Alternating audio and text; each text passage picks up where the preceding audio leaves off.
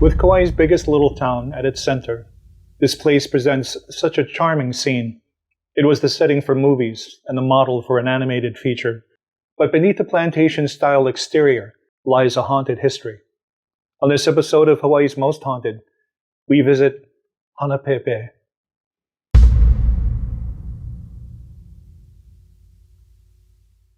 Beyond the cool waters and trade winds of our idealistic paradise is the thin veil which separates our world from the place where the shadows talk back. Welcome to Hawaii's Most Haunted.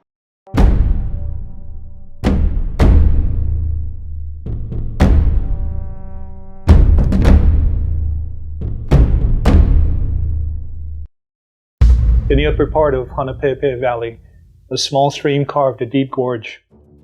On the eastern edge of this gorge stood a precipice from which the souls of the dead would join their ancestors, Lina Kauhane. There's at least one on every island, some islands having several, but each one pointed westward so the souls could leap into Po, the world of the gods and spirits from which all life comes, and to which it returns after death. Directly across from this Lina Kauhane stood another bluff the people called Holoiwi, the traveling bones. So named because this was where disgruntled people threw the body of their chief. There are several stories explaining why the people of Hanapepe turned against their ali'i. In one tale, the ali'i of Hanapepe made his home at the top of this cliff. Each night, he demanded that an infant child be delivered to him to use as his pillow. As infants do, the child would cry and awaken the ali'i, and, in his anger, he would throw the infant over the pali. Finally, after many nights and many deaths, his behavior proved to be too much for his people to tolerate, and they threw him over the cliff instead.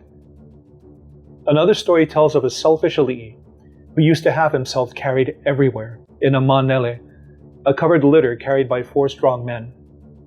This petulant ali'i would have his men carry him to a particular peak, up high, over moss-covered stones and slippery trails. His attendants would rush ahead to set up his hale and prepare his food, only for the ali'i to change his mind and make them carry him somewhere else. If his hale and his meal was not ready, he would berate them mercilessly. Eventually, it is said that his attendants tired of their ali'i's cruelty and indecisiveness and tossed him over the cliff, manele and all.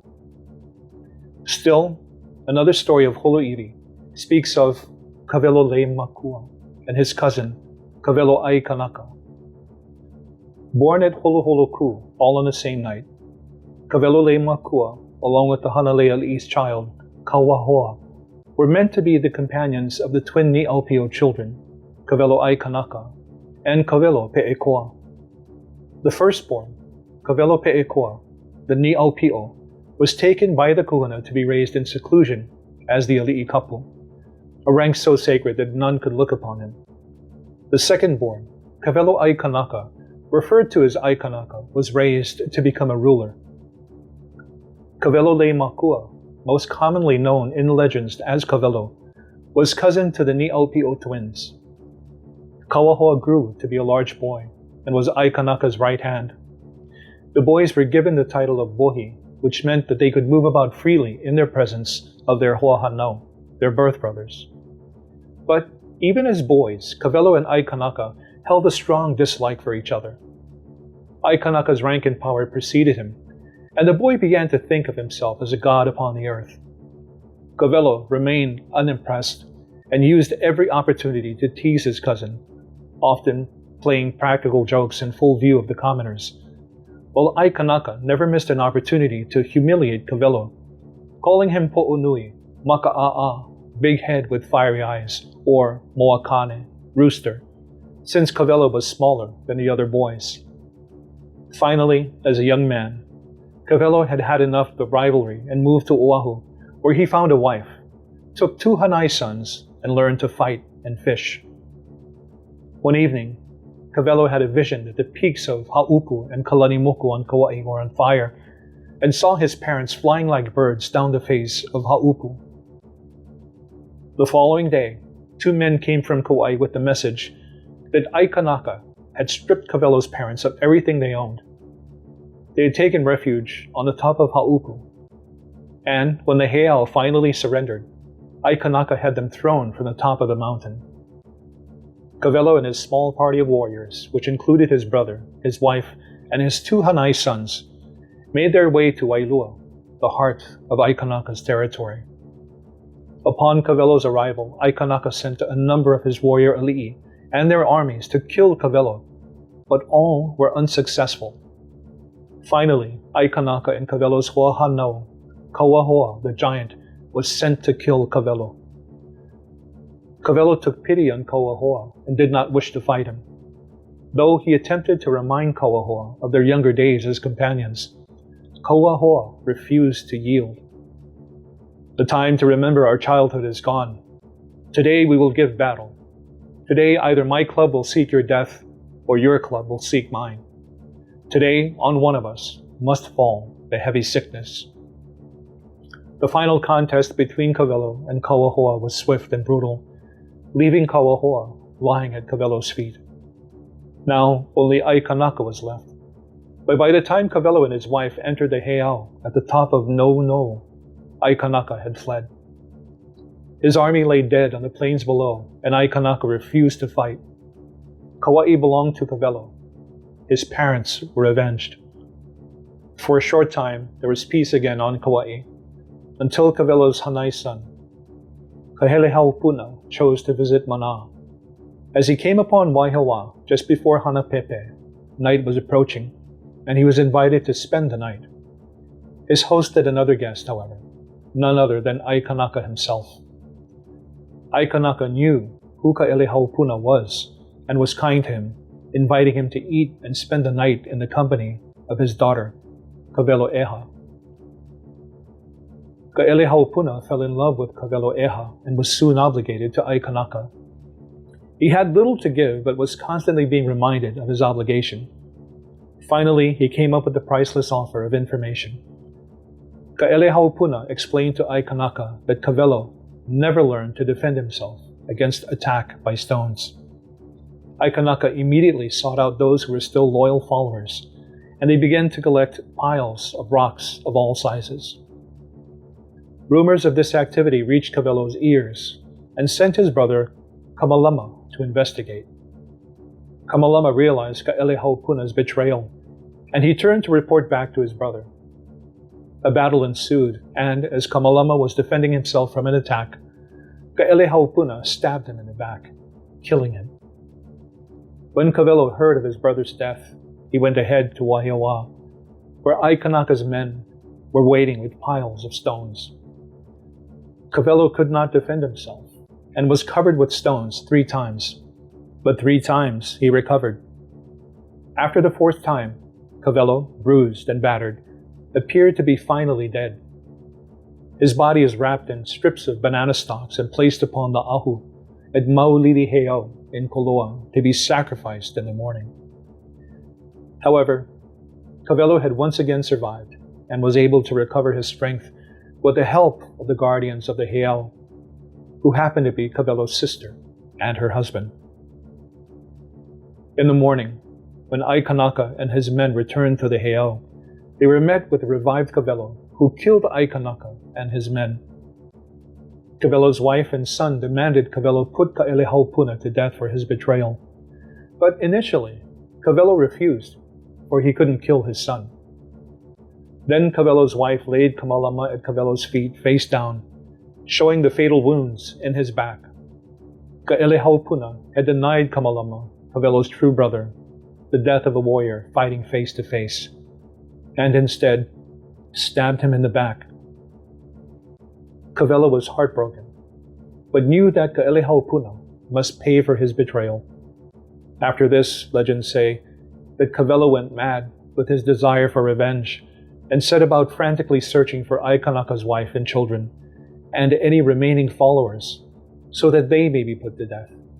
Eventually, fearing for their own lives, his followers threw him over a cliff into the Hanapepe Valley, thus marking the peak as Huluiwi, the traveling bones. The direct line of ruling chiefs, from eldest son to eldest son, that had begun with Ahukiniala'a 12 generations before, had been broken. The uprising of commoners against their ali'i was a rare occurrence, as many believe that true events often gave birth to legends through the constant retelling of the stories over the ages. The fact remained that Hawaiians often avoided holo'iwi because they believed the spot to be haunted by the ali'i, whomever he may be, that was thrown from the cliffs over Hanapepe Valley. Inugami no sawarimono, illness caused by the curse of the dog spirit. This practice is said to have been prevalent on Kauai, specifically in Hanapepe in the 1930s, and immediately preceding World War II.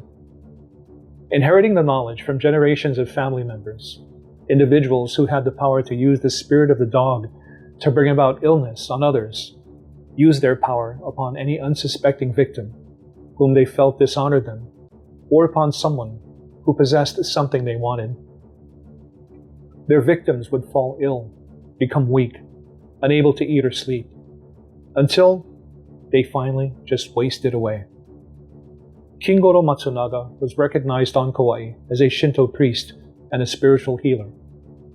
As doctors were unable to diagnose or treat the illness of the inugami, Matsunaga was capable of curing those afflicted. In one experience, a man came to Mr. Matsunaga and said that he was possessed by the evil inugami spirit and asked if there was anything that could be done to cure him. The man was brought to the temple and was asked to kneel before the priest, who started praying. For nearly an hour the priest chanted over the man, swearing the gohi, the pom-pom-looking instrument, over the head of the man, touching each shoulder. Suddenly the afflicted man got up on all fours and started barking like a dog, and ran out of the temple onto the highway. Men who were present in the ceremony chased after him until he fainted from exhaustion. The man was carried back to the temple, where the priest waved the gohe over him while saying a few words. Finally, the man opened his eyes, cured of his inugami possession. In 1937, a young woman who had recently given birth suddenly grabbed a butcher knife and, with an insane look in her eye, was about to slay the baby. Her husband stopped her and took the boy away, but the woman then began chasing her husband with a knife. The police were called and were able to subdue the woman. They wanted to send her to the sanitarium on Oahu, but the parents of the young woman begged the authorities to allow them to bring her to Mr. Matsunaga, the healer. Still in handcuffs, the woman was brought to the temple, and when she saw Mr. Matsunaga, she cowered in front of him in fear. The priest commanded the woman to approach him, and, as if she were a puppy, she obeyed. Mr. Matsunaga ordered her to kneel before him on the goza, the straw mat covered with zabuton, a cushion. The priest then turned to the altar and prayed, waving the gohe. Again, the prayer lasted nearly an hour. Suddenly, Matsunaga stopped and asked the girl, "Omae wa dare ka?" Who are you? The young woman responded in a voice that was not her own. "You know who I am. I don't need to tell you who I am. You know who I am." Then the woman jumped up on all fours and started barking like a dog and whining. She ran out of the temple into the yard and towards the highway. She ran on all fours with her husband and brother chasing after her, getting as far as about 100 yards before fainting from the exhaustion. The woman was carried back into the temple, where the priest waved the gohe over her head and said a few words. She suddenly opened her eyes, looked up, and said, "Where am I? How did I get here?" The woman was cured. The police officer who'd brought the woman to the temple was amazed. He questioned the girl repeatedly, but she seemed to be perfectly sane. For years, this victim of the inugami visited the temple every day, giving thanks. The man who shared this story is the late Spark Matsunaga, a prominent member of Hawaii politics and the son of a Shinto priest who was able to cure the victims of the inugami curse. Matsunaga and his siblings were warned against associating with certain families on Kauai who were known by their father as those who were able to cast the curse upon others. As an educated man, he said he has tried to rationalize these events and understand these strange occurrences, looking for reasonable answers, to no avail. Without logical answers, he says, I'm inclined to believe, at this time, that there is something more to life, something more than what the sciences have been able to explain.